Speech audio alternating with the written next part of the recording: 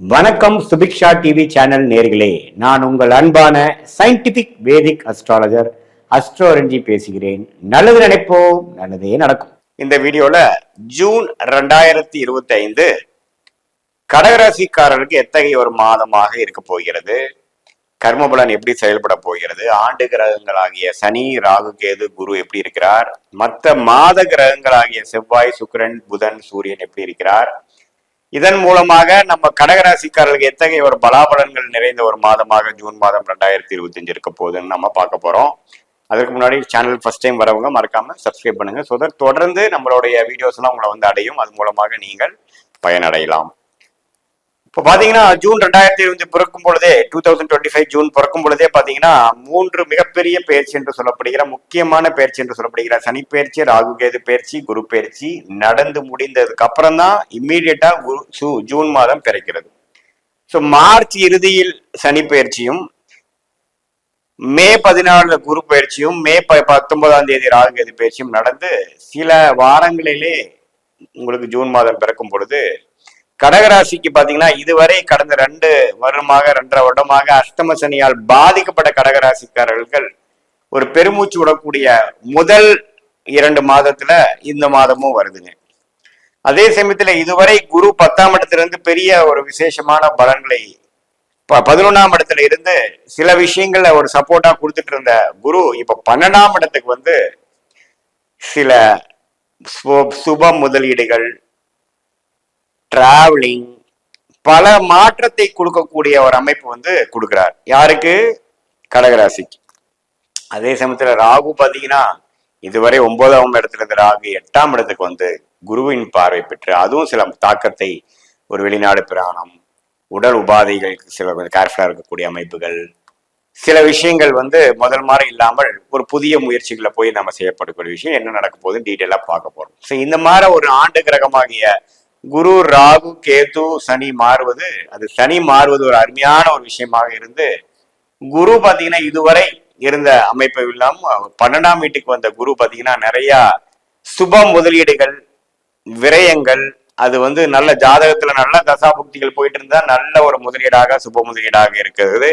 இதே ஒரு நல்ல அமைப்பு, நல்ல தசாபுக்திகள் போகாதவங்களுக்கு பாத்தீங்கன்னா ஒரு தவறான ஒரு விஷயங்கள், தேவையற்ற செலவுகள், அது மாதிரி விஷயங்கள் கொடுக்கக்கூடிய அமைப்புகளும் உண்டு. 6ஆம் இடம் என்று சொல்லப்படுகிற ருணச்சத்ரு பாவத்தையும் கனெக்ட் பண்றதுனால கொஞ்சம் வளம்பு வழக்குகள், உடம்பு உபாதைகள் இதெல்லாமே கொஞ்சம் கேர்ஃபுல்லா நம்ம அவாய்ட் பண்றதுக்கு பாத்துக்கணும். ஸோ என்னதான் அஷ்டம சனி முடிஞ்சாலும் குரு 12ஆம் இடத்துக்கு வந்து 6ஆம் இடம் கனெக்ட் ஆகிறதுனால சில சிக்கல்கள், சட்ட சிக்கல்கள், குடுக்கல் வாங்கல சில பிரச்சனைகள்லாம் இருக்கக்கூடும். கொஞ்சம் கேர்ஃபுல்லா நீங்க டீல் பண்ணணுங்கிறத நீங்க தெரிந்து கொள்ள வேண்டும். அதுவும் இல்லாம மாத கிரகமாகிய ராசி அதிபதி ஆகிய சந்திரன் பாத்தீங்கன்னா வேகமா போகக்கூடிய அமைப்புகள் இருக்கிறதுனால அதுக்கு மிகவும் முக்கியமான கடகராசிக்கு தேவையான கிரகமாகிய செவ்வாய் எப்படி இருக்குன்னா ராசிக்குள்ளேயே முதல் ஒரு வாரம் இருந்து 2வது வாரத்துல இருந்து அதுக்கு மிகவும் பிடித்த சிம்மத்துக்கு மாறுறார். அது ஒரு அருமையான ஒரு விஷயம். ராஜயோக அதிபதி சிம்மத்துக்கு 2ஆம் இடத்துக்கு வருவது நல்ல விஷயம். அதே சமயத்துல உங்களுக்கு வந்து சுக்கிரன் பாத்தீங்கன்னா 10ஆம் இடத்துல இருந்து மாதத்தின் இறுதியில பாத்தீங்கன்னா 11ஆம் இடத்துக்கு வரார். புதனும் பாத்தீங்கன்னா 10, 11, 12 போன்ற இடத்துக்கு மாறக்கூடிய அமைப்புகளும் தவறு இல்லை.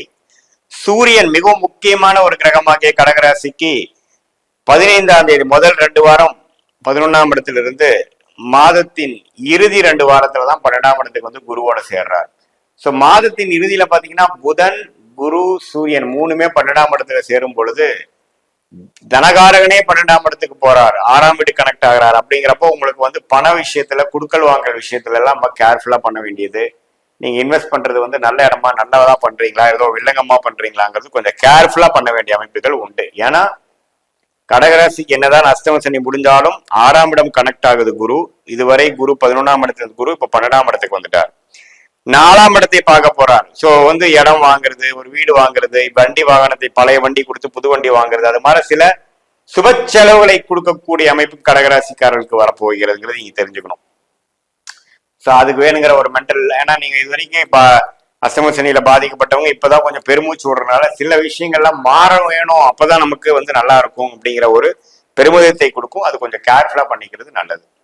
மாணவர்கள் பார்த்தீங்கன்னா நல்லா படிக்கக்கூடிய அமைப்புகள், படிப்புக்காக வெளிநாடு போகக்கூடிய அமைப்புகள், விசா வாங்கி போகக்கூடிய அமைப்புகள், இது எல்லாமே பிரமாதமா நடக்கக்கூடிய மாதத்தின் செகண்ட் ஹாஃப் காட்டுதுங்க.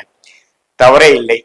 அதே சமயத்துல இல்லத்தரசிகளுக்கு வந்து இதுவரை செவ்வாய் ராசிக்குள்ள இருந்து சில கருத்து வேறுபாடுகள், இது மாதிரி மனச்சுழுக்கங்கள் எல்லாம் கொடுத்துட்டு இருந்தது. மாதத்தின் 2வது வாரத்திலிருந்து கொஞ்சம் நல்ல மாற்றங்களை கொடுக்கக்கூடிய அமைப்புகள் உண்டு. சுக்கிரனும் கெடாம தான் இருக்கிறார், தப்பு இல்லை.